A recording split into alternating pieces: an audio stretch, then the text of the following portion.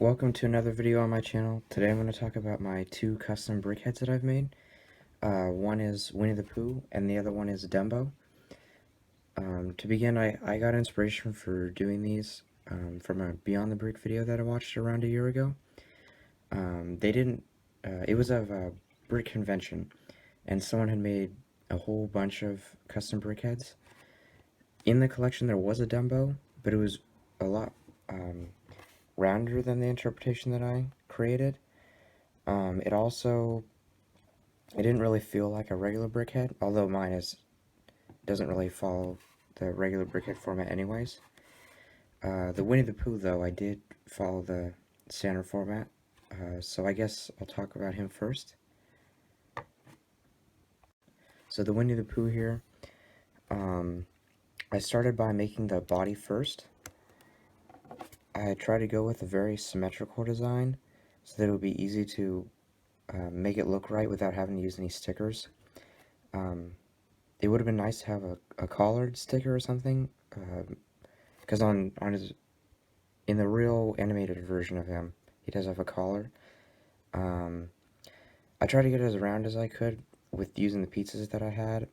My collection isn't that large, but I also tried to go off and use a different color, not a standard yellow, but the darker one. It would have been nice to have clip arms, like the other BrickHeadz do.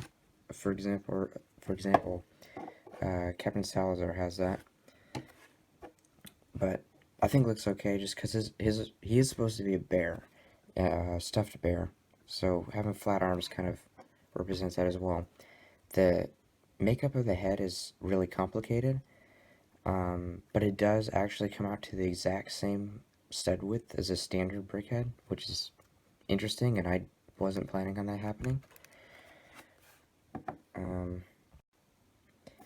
For the head itself, there wasn't like a jumper piece for this, so I ended up using a tile, and I took glue and put the nose on there, which is kind of weird, but it's what I had to do. My favorite part of the Winnie the Pooh himself is the build-up of the lower part of his head, because he does have a very, like, fat head, I guess. That's kind of rude, but yeah. It is weird around here, but there was no good way that I could come up with to make these flush, and you can also see part of the gray that makes up the inside of his head, but looking from the front, you don't really notice any of that. So moving on to the Dumbo one, the build for Dumbo was a lot more complicated, and I ended up using a lot more pieces in the Winnie the Pooh one. There is no separation of the head like I had in the other one, and for the bottom, it's sets upside down until around where the scarf is, or I don't know what that thing is, but whatever he has in the circus. In my collection, I didn't have any of these in light gray, so it makes it look a little bit off, but it's hard to notice. The trunk, there is one transformative feature with this that I tried to incorporate, which was like more of like a flying feature. So you can take off the ears and switch them, and flip up the nose, and it does look like he's flying away a little bit. But it was just something extra to add in there. For this one in particular, I didn't have an extra set of eyes from the BrickHeadz that I already had, so I had to steal it off the Salazar one to make this video.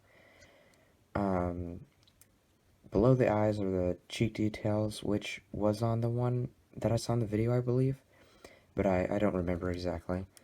The hat on top is also something that I wanted to capture, and it was pretty simple. The downside of this one, for sure, is the back. Unlike the Winnie the Pooh one, you cannot display it from here. It isn't that great. So yeah, that's both of them. If you're looking to make some of these, I'd say look at the BrickHeadz instructions first, but always try to be original, because sometimes, like Dumbo, using this format to create him would have been impossible without him looking humanoid. So originality is good, and LEGO doesn't have any constraints, so following their own design, you don't have to. And I think it looks better this way. Yeah, so hopefully you got some inspiration from both of these to make your own like I did. And like and comment below, and also subscribe to my channel since I'm new to YouTube for more to come.